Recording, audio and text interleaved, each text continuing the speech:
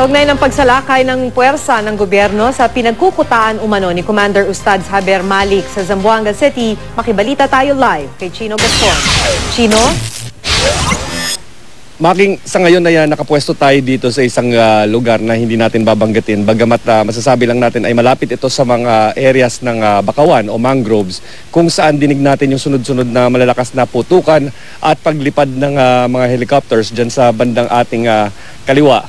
Na ang sabi ng militar ay isang ginagawang operation laban sa isang target na hindi naman nila masabi sa ngayon o makumpirma kung ito nga ang grupo ni MNLF Commander Ustad Javier Malik na patuloy pa rin pinaghahanap sa kabila ng sunod-sunod na pagsuko nitong tropa ng MNLF. Narinig natin yung mga malalakas na pagsabog na wari natin mula dito sa mga mortar, bagamat hindi natin alam kung ang nagpasabog nito ngayon ay mga tropa ng gobyerno o mga rebelde. Dinig din natin ang walang, tanaw din natin ang walang patid na pag-ikot nitong mga helicopters ng Philippine Military, Philippine Air Force. At dinig din natin yung sunod-sunod na pagpapakawala ng machine gun fire sa mga sandaling ito.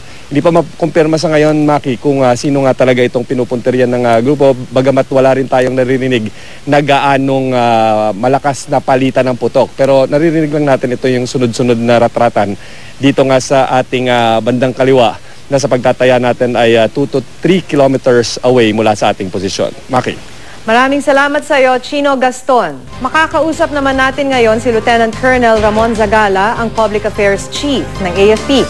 Magandang hapon po, Colonel. Maki and Mark, magandang hapon po. Yung mga nagsusubaybay, magandang hapon. So, Colonel, itong posisyon ng aming reporter na si Chino Gaston ay isang bakawan. Malapit daw siya kung saan yung military assault, kung saan nagaganap. So, I wanna confirm, ito po ba yung sinasabi ninyo na final assault para dahil pinagkukutaan ni Malik? Maki, no, wala po tayong sinasabing final assault or kuta na ang ginagawa po natin ay clearing operations po.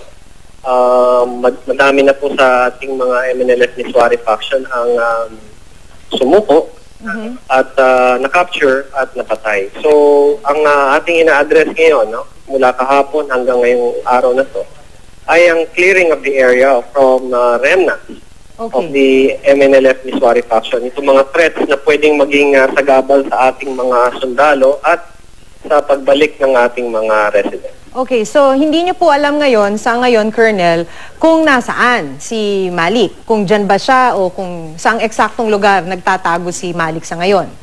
Well, we have, Maki, we have areas of interest na tinitingnan natin ngayon, no?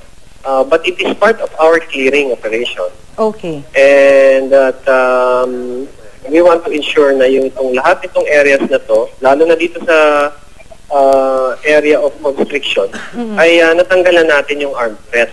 Okay. There are other areas, no, katulad ng kagabi, no, meron tayong encounter wherein 15 MNLF Miswari faction tried to leave the area of constriction at sila nga ay na-neutralize itong ating mga miyembro ng Philippine Marines. So at this point, Colonel, dahil sinabi niyong clearing operations, hindi final assault, itong pwesto ho ni Chino Gaston ay nasa may bakawan. So if we're talking about clearing operations, itong area na lang ba to o may iba pang mga lugar na kailangan pang siguruhin na wala ng mga miyembro ng MNLF Miswari faction? Well, that is part of the area na kiniklear natin. Yung sinasabi ata ni Chino, ayan na yung dito sa southern part ng ating area of operation. No? Yes, that is one of our areas na kailangan natin i-clear. Okay. But there are others, no? Katulad na Santa Catalina, Santa Barbara, Talon-Talon area. No? Yan ay mga all areas na kailangan nating tanggalin ang presence ng... So I guess, Colonel, can you still hear me? Yes. So I guess, Colonel, hanggang sa ngayon, hindi pa rin natin masasabi, kung kailan matatapos itong military operation sa Zamboanga City. Well, we are at a critical part of the operations, Maki, and that is really to remove the remnants. No? Alam natin na madami na sa kanila ang na-capture natin at napatay. No? In fact, there's over 166 enemy killed. Ang captured natin ay 186, ang nag-surrender ay 52. So this is a large portion already that is already removed or neutralized. Pero hindi natin matanggal ang posibilidad na meron pang natitira doon sa loob. So this forms part of our operation. No? Okay. Ito, critical to in a sense na dito natin madidetermine kung safely na makakabalik na itong mga residente.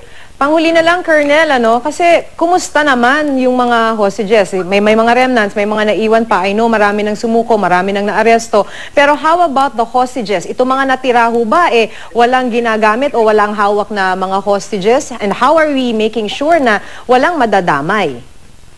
Well, based on the revelation of the 6 hostages that we were able to rescue yesterday, ang sabi po nila ay sila na po ang last. At sa ngayon, naniniwala tayo na sila ang last, pero hindi rin natin matanggal sa ating isipan na posibleng baka meron pa. So patuloy ito, kasama ito sa ating clearing. Okay. Kung meron mang natitirang mga hostages, kailangan po maging definite po tayo. So, kailangan masuyod po natin itong buong area na to para makita natin kung meron pang natitirang hostages or civilian na ipit at lalo na yung threat natin ng MNLF Nisuari faction na wala na sila.